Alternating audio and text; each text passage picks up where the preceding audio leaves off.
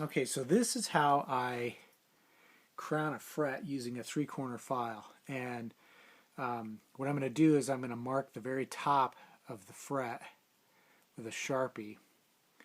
And this fret has been leveled with the others, so it's got a flat section along the top. So what I want to do is show how this works, and I can show it better if I use the Sharpie. And this is the file that I'm using. This is just a regular hardware store three-corner file.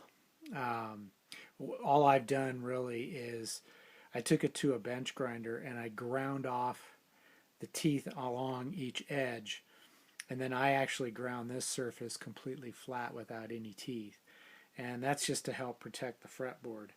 But the way I do this is I set the fret file, or I set the three-corner file right up next to the fret, and I have one of the surfaces facing straight up so that the surface that's in contact with the fret is at about a 45-degree angle.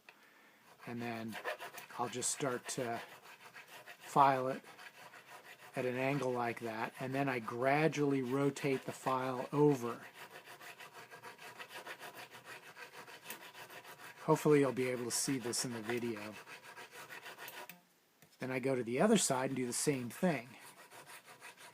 Just gradually rotating the file over. You don't have to put much pressure. It's pretty easy to do, and it works pretty fast. But in the end, as you can hopefully see,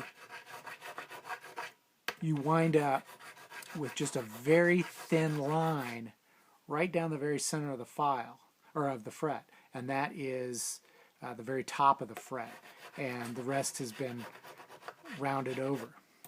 So, once you get used to doing it, you don't even need to use the black Sharpie anymore. You can see just by looking at it.